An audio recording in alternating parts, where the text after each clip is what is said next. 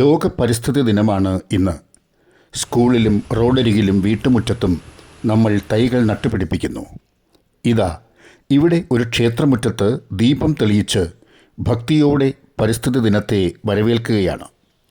കടവല്ലൂർ ശ്രീരാമസ്വാമി ക്ഷേത്രമാണ് ഇത്.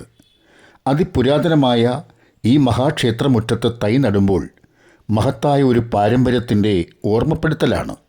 നൂറ്റാണ്ടുകൾക്കപ്പുറത്തേക്കുള്ള തിരിച്ചുപോക്കാണ് ഉണ്ടാകുന്നത്. ശ്രീരാമസ്വാമിയെ ഇവിടെ പ്രതിഷ്ഠിച്ചത് ഘടോത്കചനാണ് എന്നാണ് സങ്കല്പം.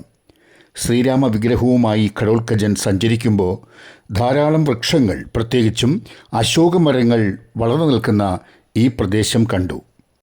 ലങ്കയിൽ അശോകമര ചുവട്ടിലായിരുന്നല്ലോ സീതാദേവി ശ്രീരാമനെ ധ്യാനിച്ചുകൊണ്ട് ഇരുന്നത്. അതുകൊണ്ട് തന്നെ ഈ അശോകവനം ശ്രീരാമന് ഇഷ്ടമാകും എന്ന് കരുതിയാണ് ഘടോത്കചൻ ശ്രീരാമ വിഗ്രഹം ഇവിടെ പ്രതിഷ്ഠിച്ചത്. അന്നു മുതൽ ചതുർബാഹുവായ ശ്രീ മഹാവിഷ്ണുവിൻ്റെ വിഗ്രഹം ശ്രീരാമഭാവത്തിൽ ഇവിടെ പൂജിക്കപ്പെടുന്നു. ഒരു കാലത്ത് ധാരാളം വൃക്ഷങ്ങളാൽ പരിസേവിതമായിരുന്ന ഈ ക്ഷേത്രമുറ്റത്ത് ഈ ദിനത്തിൽ ഭക്തജനങ്ങളും ക്ഷേത്ര ജീവനക്കാരും ഒരുമിച്ച് തൈ നടുമ്പോൾ അത് ശാസ്ത്രത്തിനപ്പുറം, ഭക്തിക്കപ്പുറം ഒരു സംസ്കൃതിയിലേക്കുള്ള തീർത്ഥാടനം കൂടിയാകുന്നു.